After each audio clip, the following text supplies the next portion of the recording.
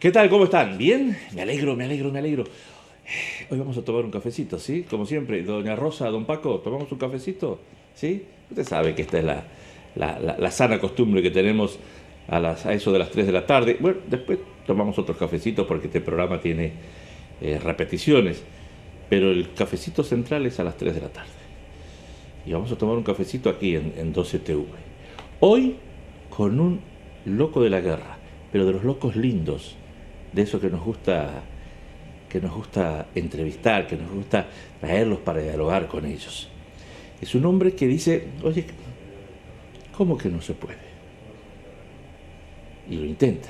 Y no tan solo que lo intenta, sino que lo consigue. Y con muy buenos números y con muy buenas marcas. ¿De qué estás hablando? Se llama Antonio Lledó y es deportista diabético. Caballero Antonio, ¿cómo le va? Hola, Teddy, muy bien. Bien, deportista diabético. Sí, esa es un poco la forma que me podría describir y por la cual me gusta que un poco me reconozcan, de que la diabetes y el deporte esté asociado, que no sea algo incompatible.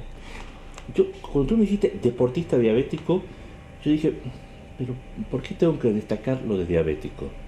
¿No se sentirá mal si yo digo deportista diabético? Y tú me dijiste, no, yo quiero que lo digas, quiero que lo subrayes. Sí, me gusta que se remarque eso porque, por desgracia, los que debutamos, los que nos diagnostican la diabetes, ya sean pequeños o en mi caso con 18 años, lo primero que te dicen es controla el deporte. O sea, el deporte, olvídate de lo que estabas haciendo, ahora tendrás que regularte, tendrás que dejar de hacer esto, tendrás que hacer lo otro. Entonces, eso para muchas personas condiciona. Entonces en mi caso no, en mi caso yo lo que hice fue darle la vuelta a esas palabras que un especialista te dice cuando te diagnostica una enfermedad crónica, una enfermedad para toda la vida. Entonces yo quise decir no, o sea, yo voy a seguir haciendo lo que hago, disfrutando con lo que hago, disfrutando del deporte y disfrutando con mi enfermedad, que bueno, que ya por sí tiene unos condicionantes negativos, pero yo quiero que sea una forma de vivir la diabetes totalmente normal. Quiero dejarlo aquí porque voy a volver a ese punto. Antes me gustaría que los amigos que están tomando un café hoy con nosotros, los amigos de Castellón, de Valencia, de Alicante, de Murcia, sepan quién es Antonio Lledó. Por tanto, con tu permiso voy a ir a la ficha técnica. Muy bien. ¿Sí? Antonio Lledó nace en Murcia. Murcia. ¿En qué parte de Murcia? Bueno, concretamente en Cartagena. En Cartagena. Cartagena. Bien. ¿Cuándo? Pues el 22 de diciembre, el día del gordo, del 83. O sea, son ya 31 años. 31 años. ¿Dónde estudiaste? Yo siempre en Cartagena. Siempre en Cartagena, luego ya laboral, trabajo, me trasladé a Murcia. Bien. ¿Qué estudios tenemos finalizados? Yo tengo Bellas Artes. Bien.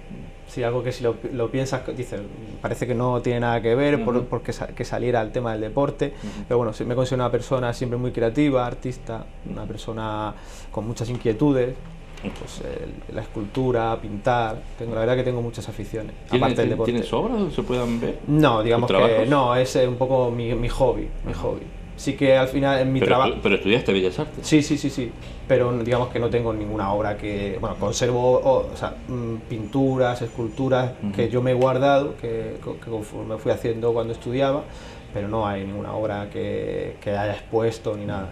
Yo lo consideraba mi hobby, que por el cual estudiaba, se me daba bien, y bueno, y luego en el trabajo pues un poco he mantenido esa línea. Pero esa es una pregunta, que yo tengo un amigo muy amante de las Bellas Artes, ¿no? Y cuando una vez le hice la pregunta, hasta se enfadó conmigo. Después ya seguimos siendo amigos, ¿eh? Una vez le dije, si tendrías la oportunidad de elegir entre una exposición de cuadros y una exposición de esculturas, ¿qué eliges? Yo escultura. Ah, no te enojaste conmigo. No. ¿No? Eso no es una pregunta, es una pregunta lógica, digamos. ¿Te gusta más la escultura que la pintura? ¿Por? Porque bueno, creo que tengo mayor facilidad a la hora de ver un elemento, de ver una figura, un cuerpo, y tengo mucha facilidad para trasladarlo eso en este caso al barro, que era con lo que yo trabajaba. ¿Y tu escultura preferida es? Pues no soy una persona que me quede con una escultura. Sí, siempre que he ido a ver alguna exposición, algún museo, la verdad que me gustan todas, o sea, las aprecio todas y las veo pues con la importancia que tienen, pero no soy una persona que diga, este es mi escultor, esta es mi escultura. Ahora No. otra pregunta con la cual te puedes enojar conmigo. ¿Qué tipo de escultura prefieres? ¿Te agrada más? ¿La escultura donde si veo a un hombre veo una cabeza, un cuerpo, unas manos, unas piernas? ¿O una escultura donde por ahí veo un ojo por aquí, una cabeza por acá, un círculo por el medio No, y me dicen que es un hombre? En ese sentido, no, yo soy muy realista, yo lo que veo es lo que intento plasmar. Bien. No soy... Eso, arte moderno, así se llama, ¿no? Arte moderno. Sí, bueno, se puede considerar... Bueno, yo siempre he dicho como es arte realista. Ajá. O sea, veo algo, me gusta. Yo soy una persona que siempre he copiado. No digo lo otro, vale. el estilo Picasso, Sí, digamos. sí, se puede considerar arte moderno. Porque yo, desde mi ignorancia total, yo digo, es un Picasso, pero en escultura. Sí. ¿Puede ser o no? Puede ser, puede ser. ¿Me lo acepta un nombre de...? Lo aceptamos. Bien, gracias.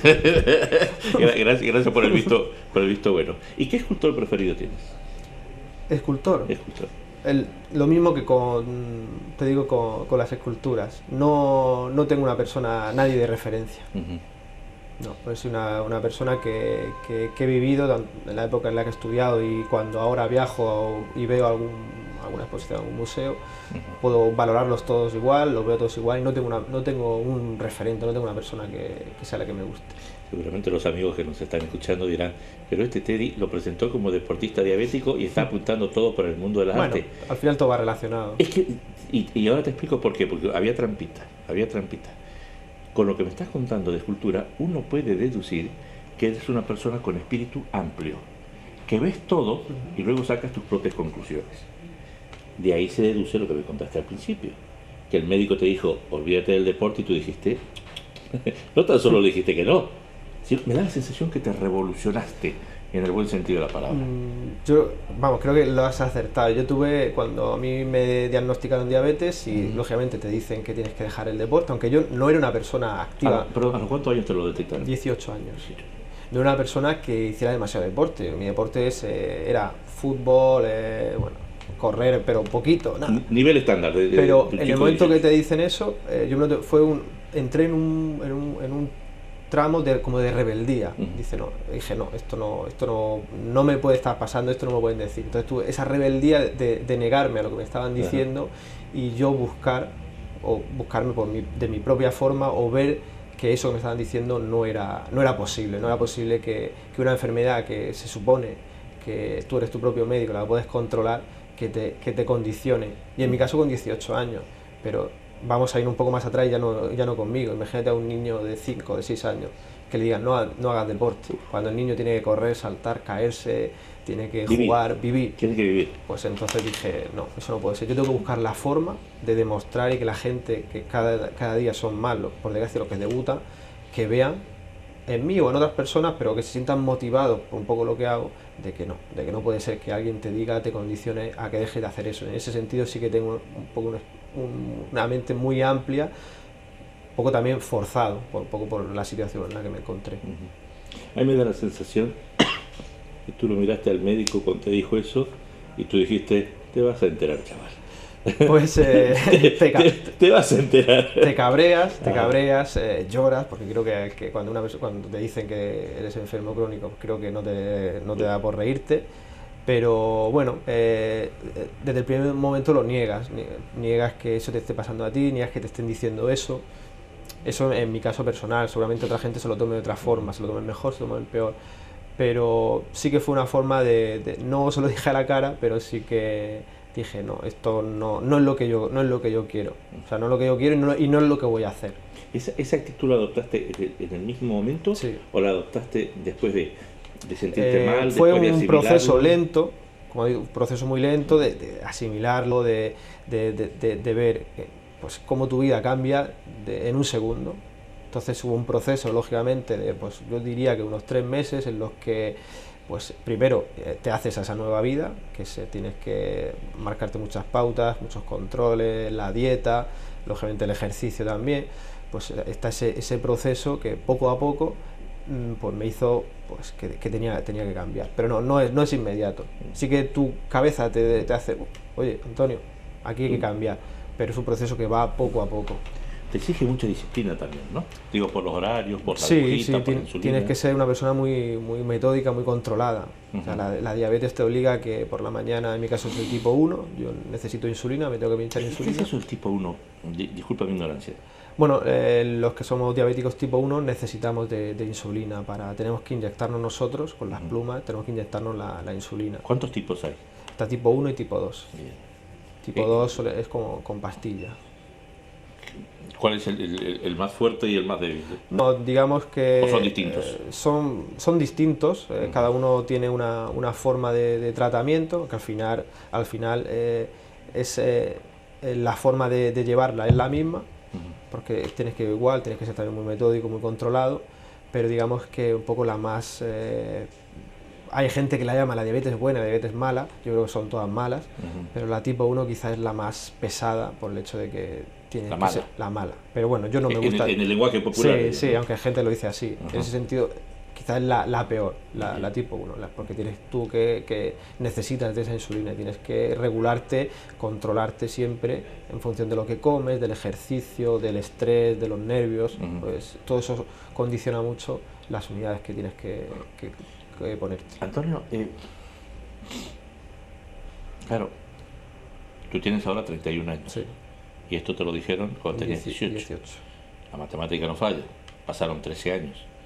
¿Es lo mismo que hoy a un niño o a un chico con 16, 17, 18 años te digan, ¿tú eres diabético? ¿O ha avanzado mucho la investigación? Yo creo que lo que es la forma de decirlo, creo que ha avanzado muy poco. Hoy en día los especialistas cuando diagnostican tienen como su protocolo a la hora de decirle al paciente que es diabético. Lógicamente no es lo mismo a un niño, porque en este caso tienen que actuar mucho más los padres que a una persona como en mi caso con 18. En ese sentido considero que cambia poco, pero lo que sí está cambiando mucho y sobre todo ahora se está notando es un poco el tratamiento. O sea, las insulinas son más cómodas de poner, están medidores continuos que te regulan, las bombas igual que te regulan. Están saliendo ciertos avances que nos hacen la vida más fácil. Bien. Mirando, pues en el caso hace 13 años que no existían. Ahora resulta más fácil, pero en mi caso en cuanto al deporte, eso casi es lo mismo. Entonces por eso nosotros, tanto mi persona, tanto yo como otras personas, estamos intentando que eso cambie. En 13 años, que tú lo has podido vivir, porque me imagino que todo tema te interesaba, te devorabas los diarios, las revistas o te metías en internet para saber cómo va adelantando el tema. ¿Se dieron pasos importantes? ¿Se avanzó mucho? Sí, yo considero que ha avanzado mucho y todavía queda mucho más. Lógicamente yo espero que quede poco, que llegue el momento en el que tenga solución. ¿Se vislumbra la posibilidad de que el diabético tenga cura? A lo mejor con lo que digo, mucha gente se cabrea, pero yo considero que no. No, o sea, sí que vemos que ciertas... Una puertita hacia la esperanza, ¿no ves? Hombre, creo que la esperanza siempre hay que tenerla. Digamos, en el momento que la pierdas, yo creo que eso vamos mal. Pero sí que estamos viendo avances, tratamientos que nos hacen la vida más fácil para un diabético. Pero el día que llegue la cura, yo lo veo lejos, pero no pierdo la esperanza. ¿Tú no ves todavía la luz al final del túnel? No, por desgracia, y por eso digo que puede ser que alguien se cabre conmigo, pero es lo que vemos día a día. ¿Hay gente que la ve? Sí. ¿Amigos tuyos diabéticos que ven la lucecita? Sí, y más que ahora estamos en un proceso en el que, por las nuevas tecnologías y todos estos avances que se están presentando, incluso algunos que ya están, pues eso hace tener esa esperanza que se incremente. Pero yo la veo todavía lejos, por desgracia. Es tu punto de vista, claro. Totalmente respetable. Este chico, con 18 años, el médico le dice, chaval, eres diabético y te tienes que cuidar y hay cosas que ya no vas a poder hacer. Entonces a este chaval, a este cartagenero, le sale el gladiador, le sale el rebelde adentro y dice, te vas a enterar. Y te dedicas al deporte. Sí, digamos que como he dicho, el proceso que yo tuve de rebeldía a mí me hizo por comprarme una bicicleta. Yo la bicicleta ni la había tocado. Nunca. Me compré una bicicleta y lo primero que hice, me fui hasta Roncesvalles. O sea, me la llevé hasta allí en autobús y decidí hacer el Camino de Santiago entero. Y eso era un poco el proceso todavía en el que tenía de Fue rebeldía. tu primer gran desafío, el Camino de Santiago en Sí, bicicleta. sí, pero en ese momento yo no lo vi como desafío, yo lo vi como una forma de evadirme, yo necesitaba irme, necesitaba estar solo, decir, ¿por qué me ha pasado esto? Y ahí creía que lo iba a encontrar. Yo ya había hecho antes el Camino de Santiago andando, entonces sabía lo que era, sabía lo que te transmite el camino y dije, me voy. Pero ese fue, digamos, el comienzo de lo que me hizo un poco ver la importancia del deporte. Pero no lo hice de esa forma, yo lo hice un poco por evadirme, porque necesitaba irme, necesitaba pensar, ver qué me había pasado. Y el camino fue el que me abrió esa puerta al deporte y al marcarme nuevos retos. Estando en la bicicleta, mientras hacía el Camino de Santiago, tenía todo el tiempo necesario para hablar contigo. Claro, eso, mucha gente al camino que va es eso, porque son muchas horas las que estás solo y al final con el único que puedes hablar es contigo. Entonces pues te hace un poco replantearte, pensar cómo puedes esa nueva vida, cómo la puedes un poco guiar. Y ahí fue un poco el lugar donde encontré. Y también, como he dicho, al ver que ese ejercicio que yo hacía continuo en la bici tantos días, veía que eso afectaba de forma positiva a mi enfermedad, que veía que necesitaba menos ¿Lo dosis. notabas? Lo notaba, claro, pues necesitaban menos dosis de insulina porque del propio ejercicio que vas haciendo, me notaba mejor, eso también te produce alegría, te produce una motivación. Entonces todo eso, todo ese conjunto de cosas me hicieron ver que los beneficios del deporte. Antonio, tú con muy buen criterio, porque eres un chico con una formación, además con la cabeza bien amoblada, me dijiste recién, bueno, hay mucha gente que se va a enojar conmigo, que se va a cabrear conmigo. ¿Existe la posibilidad de que algún profesional se cabree con nosotros en esta entrevista y diga, pero qué están diciendo? Antonio es un caso especial, pero no le digan a los diabéticos, no envíen el mensaje a los diabéticos que tienen que salir a hacer deportes, porque... Hombre, seguro. Puede existir. Puede existir alguien que se enfade, pero yo una cosa siempre digo, o sea, yo no, con mi experiencia no quiero que directamente se vayan a hacer cualquier prueba, se vayan a coger la bici, vayan al Camino de Santiago. Que se controle. Primero que se controle, que se conozcan, que conozcan su enfermedad. Y cuando conozcan su enfermedad, verán que pueden hacer lo que quieran. Pero sí que el deporte, esto sí se lo pido yo a los especialistas, que el deporte sea parte del tratamiento que se le da a una persona con diabetes. ¿Lo has hablado con especialistas? Sí, con mucho. ¿Qué te han dicho? Que bueno, se está avanzando en eso, pero claro, hay que entender que a un médico no le puedes pedir, por ejemplo, cuando yo he ido a hacer carreras largas o otro tipo de pruebas, no le puedes pedir que él sepa de ese tipo de pruebas. Él sabe de deporte, sabe cómo actúa el deporte una persona, pero una persona, digamos, activamente hablando, normalita, que pueda salir a andar, a pasear, a correr un poco, pero todo lo que se vaya más allá lo desconocen. Entonces, pues muchos no se aventuran porque directamente no lo conocen. Perdóname, es que a mí cuando me cae bien una persona me tomo a veces confianza que no me corresponde, pero chaval, tú te fuiste a lo bestia. Después del Camino de Santiago he tenido, o sea, ha sido un proceso corto pero intenso, porque he hecho, antes digamos de hacer lo que yo he hecho, que me considero orgulloso que he hecho, hay antes otras cosas que me han servido de aprendizaje y de a mí aportarme seguridad para hacer lo que estoy haciendo actualmente. O sea, porque después del Camino de Santiago estuve en Turquía haciendo 600 kilómetros en bici. Perdón. 600, o sea, 600, sí. 600 kilómetros de bici en Turquía. Es que tu médico se tiene que enfadar contigo. Sí, bueno, claro, me imagino que después tú llegaste y dices, Doki, mire. Yo tengo una frase que a mí siempre es muy curiosa, que cuando yo iba y le decía que iba a hacer este tipo de cosas, le decía, bueno, dime qué pauta llevo. Y me dice, no, eso me lo tienes que decir tú a mí. Entonces, claro, te ves un poco, dices, bueno, y que, o sea, tú eres la persona que a mí me tienes que controlar, en la que me tienes que guiar. Entonces te sientes un poco, bueno, no abandonado, pero te das cuenta que tienes que ser tú el que del golpe, y al final pues te decidas hacer ese tipo de cosas, aunque sea equivocándose, pero muchas veces del error uno va aprendiendo. Entonces de esa forma he ido consiguiendo, marcándome nuevos retos, objetivos, un poco siendo yo autodidacta en ese sentido. Después de los 600 kilómetros de bicicleta en Turquía, viene el último, digo yo, No, quizás el último. hay... No, viene varias cositas más, Sí, como, sí. como ir precalentando la máquina. Sí, yo considero que una persona, primero, con la diabetes aporta muchos miedos. Muchos miedos. Miedos a una hipoglucemia, cuando te baja el azúcar, miedos Sí. a que te suba, el miedo al qué pasará. Entonces, yo creo que lo más importante de una persona con diabetes si hace deporte es evitar ese miedo.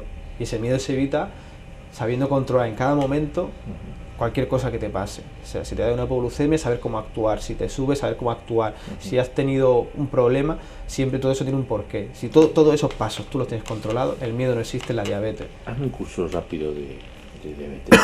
¿Qué hay que hacer cuando te baja el azúcar? Hombre, lo más rápido de todo el mundo, tomarte azúcar, lógicamente, azúcar que sea líquido, una Coca-Cola, unos geles de glucosa. Darle azúcar al cuerpo. Claro, claro, es lo que te pide. Ajá.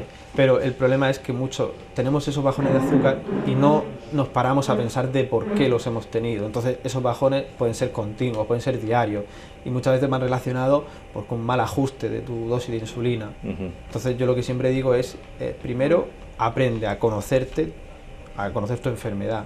Entonces, esos bajones, averigua por qué te dan. O sea, los bajones de azúcar no te dan porque sí, o sea, te dan porque o no has comido lo que deberías de comer o te has puesto más unidades de las que deberías de ponerte, son muchos los factores. Entonces, primero es conocer eso. Entonces, si te da un bajón, lo primero es tomar azúcar. Y segundo, ¿por qué te da ese bajón? Es parar, lógicamente si tú tienes anotados todos esos registros, esos valores, siempre podrás detectar por qué te da ese bajón. Entonces, el día de mañana o mañana, si te vuelve, quizás no te dé. ¿Por qué? Porque tú ya vas a actuar de forma que no te dé ese bajón de azúcar. Para que nadie se cabre con nosotros. Si tienes un bajón de azúcar, consume azúcar y luego inmediatamente consulta a tu médico.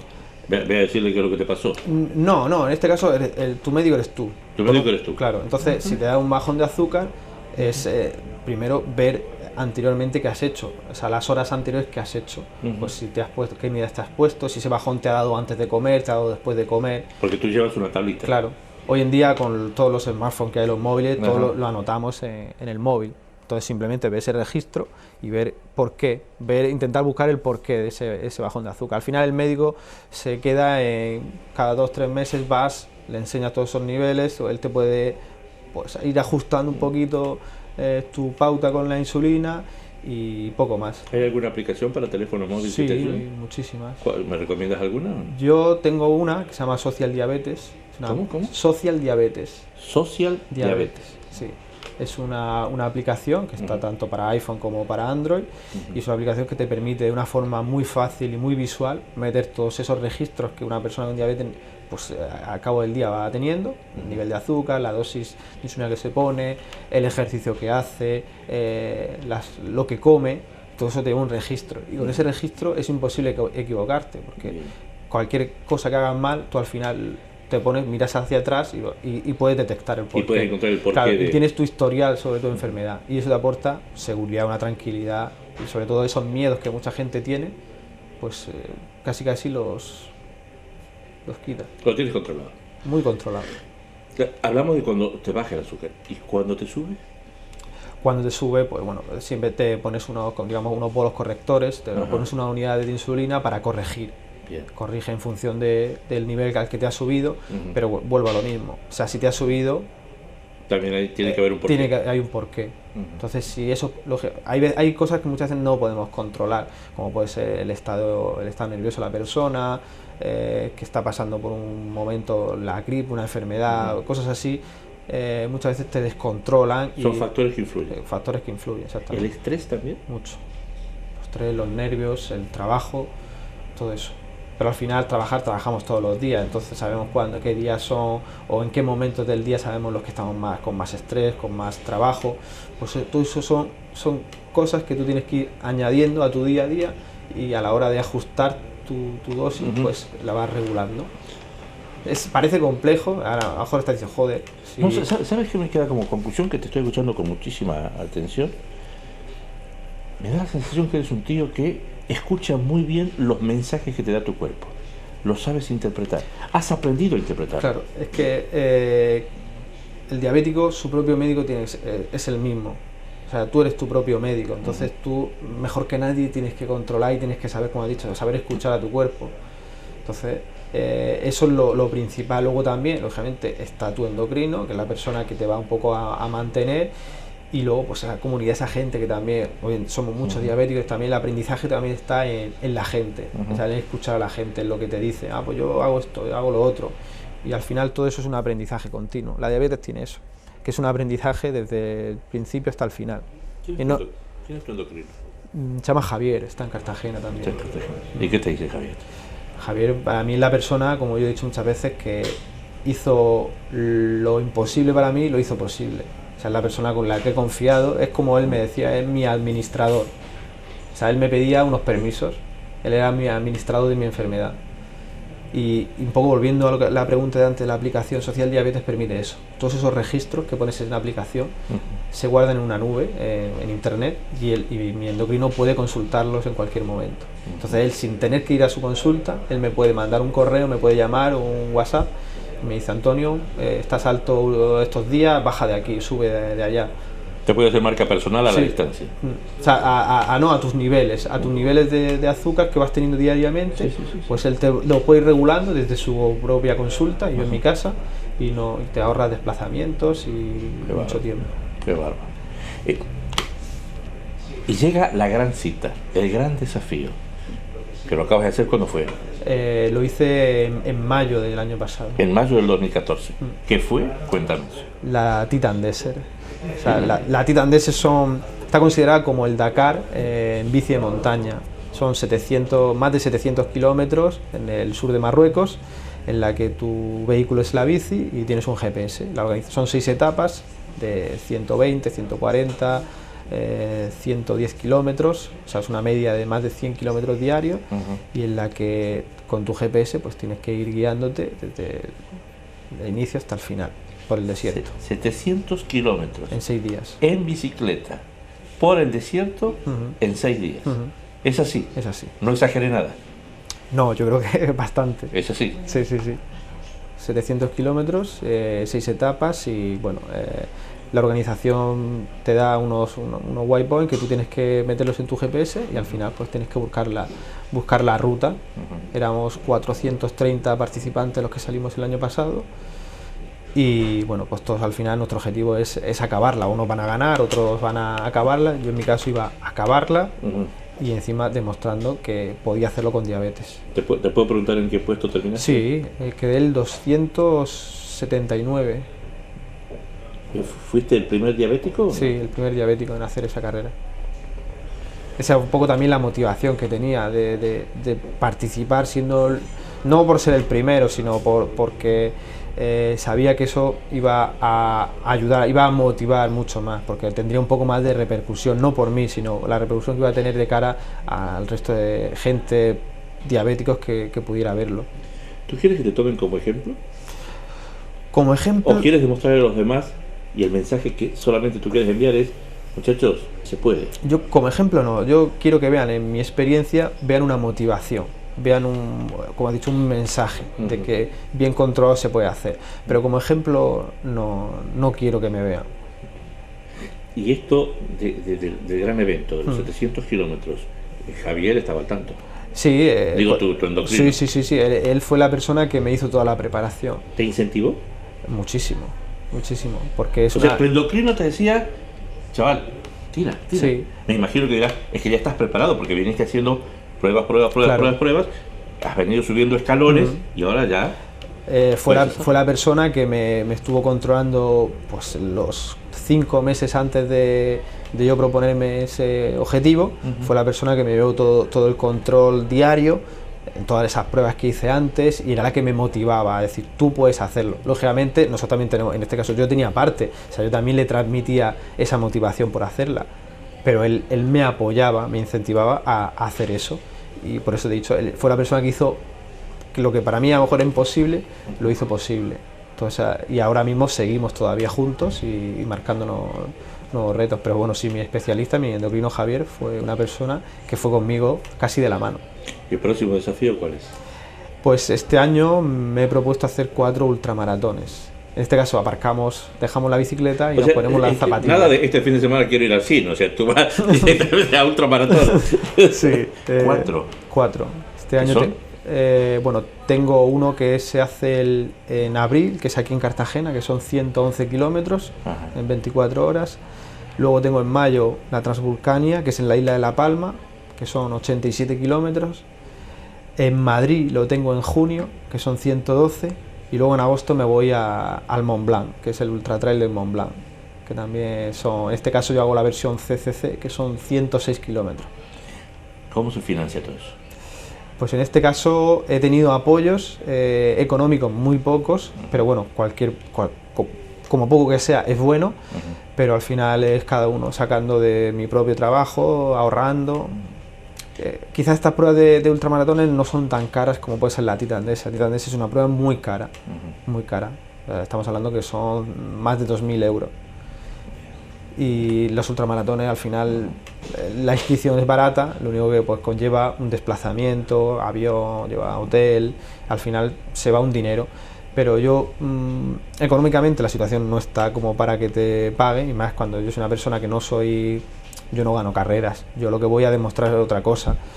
Entonces yo lo que busco más es difusión y que me aporten por lo mejor material en cuanto a pues por ejemplo geles de glucosa especiales para diabéticos, cualquier tipo de medidores continuos que te permiten llevar el control al segundo de tu diabetes, todo ese tipo de materiales que también son caros, pues que me los aporten y yo por reportarles también a ellos un retorno pues en cuanto a decir, mira, utiliza tu aparato, he conseguido esto con tu aparato, cosas así.